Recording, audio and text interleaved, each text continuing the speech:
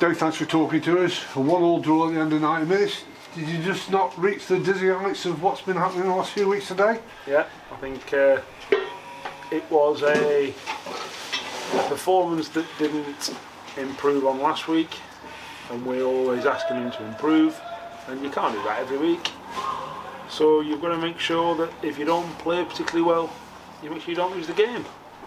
And I thought it was two teams that cancelled each other out by and large. They tried to come and press us. We weren't particularly great in possession, so didn't get enough moves going and enough possession, and therefore enough territory.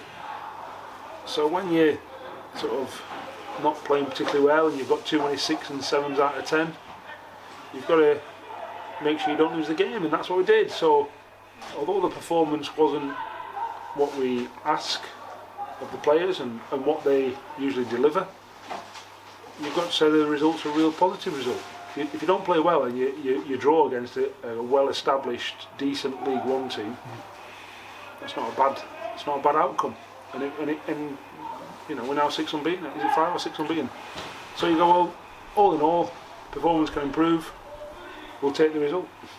What do you make of the goals that were scored? What do you first of all make of the one you conceded and the one you actually got back on level terms? I think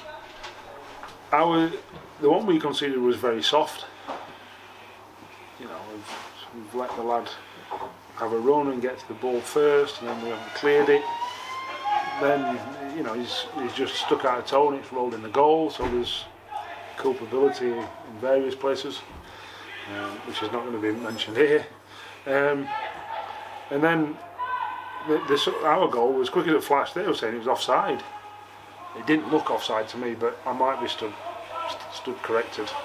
And he's tucked it in well. So, you know, I thought a draw was a fair result, I would say. I'm sure Joey will complain about the ref, but I'm not going to mention him. So, because that's twice in 2 games we've had him. He cost us a league title last year. That fella at Plymouth, and they said to me, "Come on, leave off him. He's learning his trade." Okay, I'm leaving off him. Just one thing on that. Did you feel as though you could, either side could have been down to 10 men? How it was going? I spoke to him at half time. How did you think? I spoke to him at half time there, and you know, I said, "Tom, can I just have a chat?" Of course. You know, he was perfectly polite. I was perfectly polite. I said, "Look, you're losing control of the game, and you're going to give yourself a problem." He was dishing out more cards than Clinton in the first half, and I'm going, he's going to make a poor decision for one team here, us or them. I don't know who it is. And I said, "Look, you've got to be careful." And I've said, Barry Nicholson was stood there, the Fleetwood coach, and he went, "Great point. I agree with." He agreed with me. He said, "Look," I said, "I want to try and help you."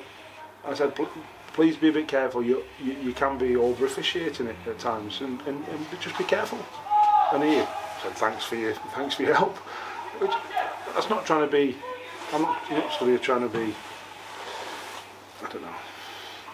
I was right, he was wrong. We're trying to make it a fair game, and you know, stand here so we don't talk about the referee. I thought in the second half he was far better. I do. I thought he got more decisions right, and it was less of a focal point. Because I thought first half, don't get me wrong, their lads done a tackle on the halfway line that if Ryan Wintle doesn't get out of the way, he ends his career. Jordan Rossiter's a lucky boy. But, you know, that's one of a few contentious decisions today.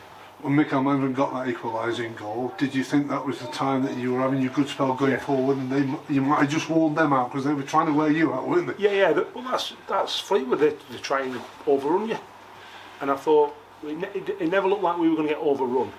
I have to say, it was more to do with the fact that we weren't particularly great in possession.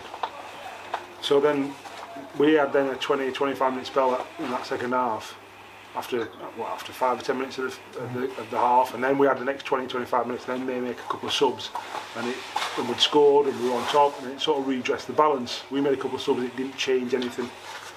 You know, we then didn't regain the momentum. So it was, you know, like I say, the subs helped them more than it helped us. I said to the boys in there, I said we need to use our brains more than our brawn. And I think we, certainly first half, got more sucked into them and their brawn than our brains. Which, like I said, that's trying to be...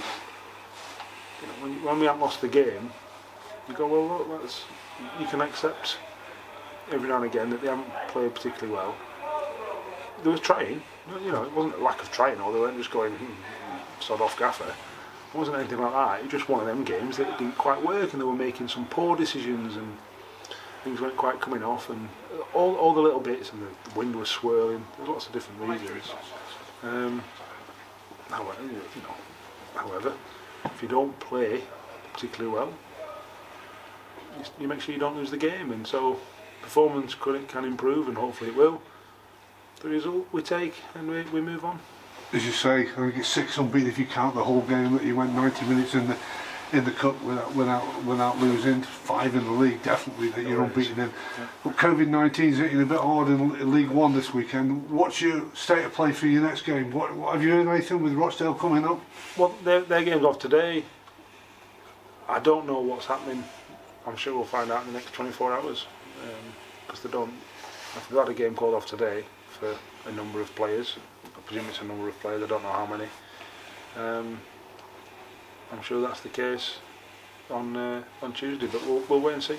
And just one final one, there's been a couple of thousand supporters here in the last 2 games. They weren't here today.